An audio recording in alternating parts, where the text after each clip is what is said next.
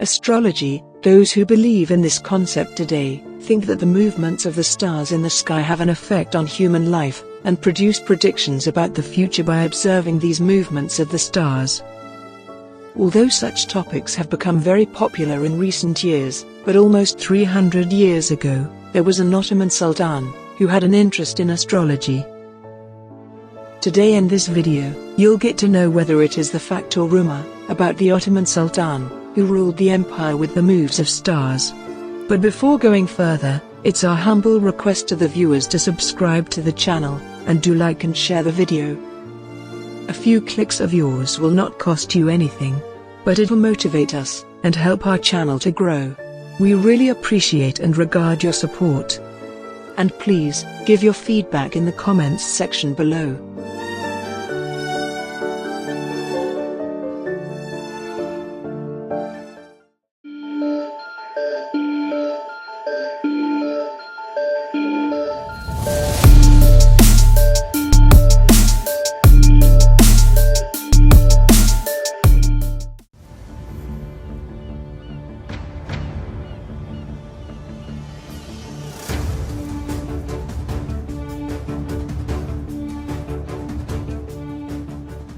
The Ottoman Sultan, who is said to saw the future of the Ottoman Empire by looking at the moves of stars, was the 26th Ottoman Sultan, Mustafa III. Mustafa III was born on 28th of January, 1717, at the Edirne Palace. He was the son of Sultan Ahmed III and Haskimiri Shah. He had a comfortable childhood as long as his father Ahmed III was on the throne as the Sultan of the empire. He received a good education in the palace. In 1730, he was just 13 years old when his father was overthrown by the Petrona Halil rebellion. Mustafa, his father, and his brothers, all were locked up in Topkapi Palace, and thus the imprisonment years of his life in Kafkas began. He waited for almost 27 years during the reigns of his two cousins, Mahmud I and Osman III. Mustafa III had an interesting personality. As a matter of fact, his older brother Shahzadi Mehmed died of poisoning, and he was affected by the death of his brother. After the death of his brother, he mostly spent his life in fear of death, so he started to constantly inject himself with small doses of poison to gain immunity to poisons. Some Ottoman historians write that Mustafa III had a strange yellowish skin because he constantly drank poison. He became the greatest heir to the throne after his elder half-brother Mehmed was poisoned. And finally in 1757, at the age of 40, Sultan Mustafa III succeeded the throne after the death of Sultan Osman III. On the first day of his accession to the throne, unlike the other sultans, he took the sword of Hazrat Omar to demonstrate special care for justice. He announced that he would think about the welfare of the people and would rule justice. He took a number of measures to increase prosperity in the empire. He immediately started actions, made arrangements regarding the land system to increased production. Sultan Mustafa III was described to be gifted by nature. He was skilled at separating the grain from the chaff. He ordered to build large grain stores and maintained aqueducts. He established a strict fiscal policy and regulated the coinage system. He used to travel frequently around the city just to check whether the laws he had enforced were followed or not. He restricted the haram and palace spending. To improve the economy, he removed the low-quality European goods from the Ottoman markets and ensured the sale and purchase of local goods in the markets. He paid the debts of those imprisoned who were imprisoned for not paying them back.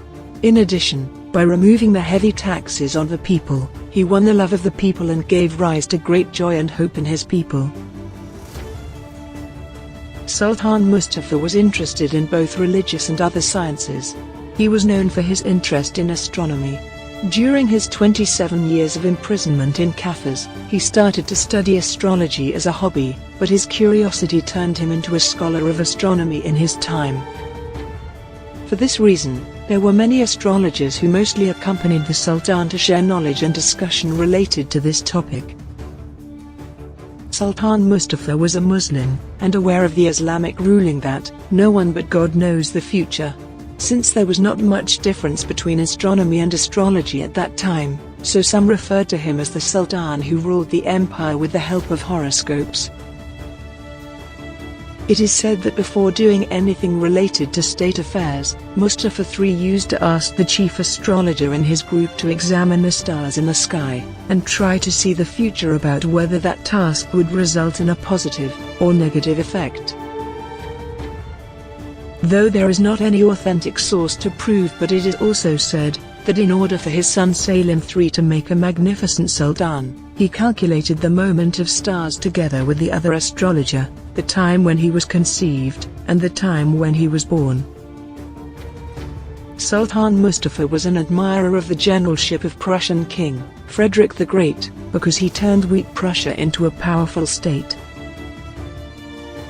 According to a fabricated story, it is said that Mustafa III thought the secret to King Frederick's success is that he has very good astrologers, and asked him to send his 3 good astrologers to him. Upon this, the Prussian king said, "Instead of 3 astrologers, let me give you 3 pieces of advice. Number 1, learn to know history very well. Number 2, maintain a strong and disciplined army ready for war at any moment.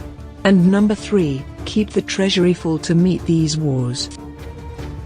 This made-up story was written just to humiliate the Ottomans, by a then French ambassador, who at that time tried to draw the Ottoman Empire into the war on their side and was unsuccessful. But it is not mentioned in the travel books of Resmi Effendi, who was the Ottoman ambassador of that time. In the Russian-Ottoman War that started in 1768, the Ottomans first organized 2 successful expeditions and achieved great victories. However, due to the winter conditions, the Janissaries' disobedience to the orders, and the absence of qualified statesmen at the head of the army, the Russians gradually began to gain superiority on many fronts. Many lands were lost, especially the Wallachian Gorge, and the Russians crossed the Danube River and advanced to Rumelia. In addition, the Crimean lands were also occupied by the Russians. The biggest blow came from the Russian Navy, which set off from the Baltic Sea, and traveled almost all of Europe to the Aegean Sea. The Ottoman Navy, which was trapped in the port of Cheshme in 1770, was completely burned by the Russians. And this event went down in the history as the Great Cheshme Disaster. As a result of the war that lasted for 6 years, the Ottoman Empire suffered a great defeat and lost a large of its land around Crimea, Romania, parts of Bulgaria, and almost all its navy. For the first time after a long, the Ottoman Empire had lost control of the area inhabited by Muslims after the loss of Crimea. Though the Ottoman Empire was still among the most powerful empires, but it was no longer considered the most powerful empire in the world. When Mustafa III came to the throne, he had dreams to restore Ottoman power and working for the prosperity of the country. He wanted to become a great sultan of the world like his forefathers, whom heroic stories he listened to throughout while growing up. In addition, he had thought of big projects such as opening the Suez Canal, connecting the Sakhaya River to Sapanka Lake, and Sapanka Lake to the Marmara Sea in those years. But unfortunately, he always blamed himself for not being able to realize most of his dreams. Finally, while the war with Russia was going on, he was deeply saddened by the fact that he had put his country in such a situation, and he died from this grief at the age of 56 on Friday the 21st of January 1774. He was buried in his own mausoleum located at Lalili Mosque, Istanbul. Although Mustafa III performed many important services for the stability of the empire, especially the construction projects after the biggest earthquakes of 1766 and 1767, which almost destroyed Istanbul during his reign. But his good deeds were forgotten, and he has always been associated with disasters, and considered one of the most unfortunate sultans of Ottoman history.